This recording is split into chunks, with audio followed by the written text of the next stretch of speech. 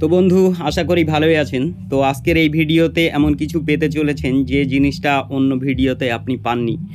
তো বিষয়টা হচ্ছে, হয়তো ছবির কোয়ালিটি একটু খারাপ হতে পারে, কিন্তু আমার মুখের কথাগুলো শুনবেন তাহলে অনেক কিছুই জানতে পারবেন। তা বিষয়টা হচ্ছে, যেহেতু এই ইঞ্জিনটা দেখেন আধা ডিআই আধা নন ডিআই, তো এই রকম সিচুয়েশানে এর বডিটা DI, housing DI, crankshaft DI আছে। তো যেহেতু আমরা ফিটিং করেছি, তো এইখানটায় কিন্তু আমাদের এই কানেক্টিং লাইনটা সঠিক আছে নাকি এই জিনিসটা অবশ্যই আমাদের দেখে নিতে হবে। তার কারণটা কি, যদি এই কানেক্টিং লাইন যদি সোজা না থাকে তাহলে কিন্তু এর মহা বিপদ আছে। মানে কি, এর বিপদের শেষ নেই। মানে ইঞ্জিনটা সঠিকভাবে চলবে না, প্রচণ্ড হিট হবে আর মোবিল টানবে। তো এই রকম নানান রকমের সমস্যা থাকবে। তো সেইগুলোকে আমাদের এইখানটায় ফলো করে নিতে হয়। তার কারণ কি, দেখেন, একটা ইঞ্জিন যদি ফ্রিভাবে না চলতে পারে তাহলে কিন্তু সেই ইঞ্জিনটা লং টাইম চলবে না। তো এইখানটায় সবচেয়ে আগে দেখে নিতে হবে যে পিস্টন কোনো দিকে সাইডে চেপে যাচ্ছে নাকি। তো এইটা খুব ভালো করে ফলো করতে হবে। তো এই জায়গাটা যদি আপনি সঠিকভাবে ফিটিং করতে পারেন একটা ইঞ্জিনের, তাহলে কিন্তু সেই ইঞ্জিনটা লং টাইম চলবে। আর যদি কোনো দিকে সাইডে চেপে যায়, দেখা যাচ্ছে যে সিলিন্ডারের গায়ে পিস্টন ঘষা লেগে লেগে, সাইডে ঘষা লেগে লেগে চলছে, তাহলে কি হয়, প্রচণ্ড ইঞ্জিনটা টাইট হয়ে যায়। আর এতে করে ইঞ্জিন ফ্রিভাবে চলতে পারে না, এতে প্রচণ্ড গরম হয়। আর ফ্রিভাবে না চললে পারে তাহলে কি হলো, লোডের উপর দিয়ে চলছে, মানে কালো ধোঁয়া কিন্তু সবসময় এখানে লেগে থাকবে। তো মোটামুটি এইভাবে ক্র্যাঙ্কটা যদি আপনি ঘুরিয়ে দেখে নেন, একটু ঘোরালেই বুঝতে পারবেন যে কোনো দিকে চেপে যাচ্ছে নাকি পিস্টনটা।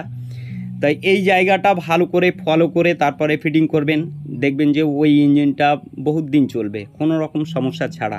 তা যাই হোক, মোটামুটি এই দিকটা একরকম ফিটিং আমরা করেছি। তা বিষয়টা হচ্ছে, দেখেন, এইরকম একটা সিচুয়েশানের ইঞ্জিন, মানে কি ভাইরে ভাই, আমার এই ইঞ্জিনটা ফিটিং করতে গিয়ে আমি নাকের জল চোখের জল হয়ে গেছে আমার। তার কারণ কি, এই ইঞ্জিনটা ধরেন যে মিস্ত্রির কাছে কাজ করেছিল এর আগে, সে হয়তো প্ল্যান দিয়েছিল যে এটা ডিআই করে নিলে পারে ভালো হবে। তো যার কাছে গাড়িটা ছিল, মানে ইঞ্জিনটা ছিল, সেও হয়তো চেয়েছিল যে ডিআই করলে পারে হয়তো ভালো হবে। হয়তো কারোর কাছ থেকে শুনেছিল যে তেল সার্ভিসটা ভালো পাওয়া যায়, ইঞ্জিনের লোড ক্যাপাসিটি ভালো থাকে। তা যাই হোক, এরকম একটা হয়তো প্ল্যান দিয়েছিল মিস্ত্রি। তাতে করে কি হয়েছে, যেনার কাছে এই ইঞ্জিনটা ছিল সে ভদ্রলোক ডিআই করতে গিয়েছিল, মানে এর খরচের ব্যাপারটা থাকে অনেক দূর, মানে হয়তো অতটা বুঝতে পারিনি। তা বিষয়টা কি, দেখেন, একটা ইঞ্জিন ডিআই করতে গেলে কি কি চেঞ্জ করতে হয় আর কি কি না চেঞ্জ করলেও চলে, সেই বিষয়টা, সেই ধারণাটা আপনার আগে থাকতে হবে। যেরকম দেখেন, এই ইঞ্জিনটা আগে ছিল নন ডিআই, সেটাকে অর্ধেক পর্যন্ত কিন্তু ডিআই করেছে, মানে কি বডিটা চেঞ্জ করেছে। এর হয়তো বডিটা খারাপ ছিল, সেই বডিটাকে পাল্টিয়েছে, সেই মুহূর্তেই হয়তো ক্র্যাঙ্ক আর হাউজিং এই দুটো জিনিসকেও সঙ্গে নিয়ে এসেছিলো। তা যাই হোক, ওই পর্যন্ত মোটামুটি ঠিক আছে, ডিআই করে রেখে দিয়েছে। কিন্তু নন ডিআই যে ইঞ্জিন, তার সঙ্গে যে আরও স্পেয়ার পার্টস লাগবে সেইগুলো কিন্তু আর নিতে পারিনি, এরকম একটা ব্যাপার। মানে কি, এই যে ভদ্রলোকের কাছে এই ইঞ্জিনটা রয়েছে এখন বর্তমানে, এ তো পুরনো গাড়ি কিনেছে, তো এই ইঞ্জিনটা যে ভদ্রলোকের কাছে রয়েছে, এই ভদ্রলোকও কিন্তু এর পরবর্তীতে আর এর খরচায় পেরে উঠছে না। মানে সমস্যা হয়ে গেছে বিশাল।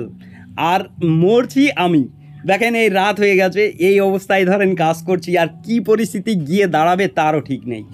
মানে ব্যাপারটা কি, আমি এনাকে বললাম যে যেহেতু অর্ধেক ডিআই করা রয়েছে, আর কিছু খরচা করুন, তাহলে কিন্তু এই ইঞ্জিনটা আরও সুন্দর হয়ে যায়। তো ও বললো যে ভাই আমি আর পারবো না, যেহেতু নতুন ক্র্যাঙ্ক কিনলাম। আমি বললাম, ক্র্যাঙ্ক তো কিনেছেন ঠিক আছে, কিন্তু এর সঙ্গে আরও যে স্পেয়ার পার্টসগুলো লাগবে সেগুলো তো নিতে হবে। যেরকম ধরুন, ক্র্যাঙ্কের সঙ্গে বিয়ারিং দুটোও চেঞ্জ করেছে, কিন্তু এর সঙ্গে ধরেন নজেল লাগবে, আর এলিমেন্ট না হলেও হয়, ক্যামশ্যাফট না হলেও হয়, অর্ধেক নন ডিআই থাকুক, অসুবিধা নেই। আমি বললাম যে হেডটা আর নজেলটা চেঞ্জ করে নিন। তো বললো ভাই আমি এতগুলো টাকা আর আমি বের করতে পারছি না, মোটামুটি আমাকে যেভাবেই হোক আমাকে ফিটিং করে দাও, এই অবস্থায় আমি চালাতে থাকি। তা আমি বললাম তাহলে আর কি করা যাবে, যাই হোক খরচা করতে পারবে না তাহলে এই অবস্থায় তাহলে আমি ফিটিং করে দিই, তাছাড়া আর কি করার আছে। বলে ঠিক আছে ভাই আমাকে কোনো রকম চালিয়ে দাও, এর পরবর্তীতে দেখবো যে কিভাবে কি করা যায়।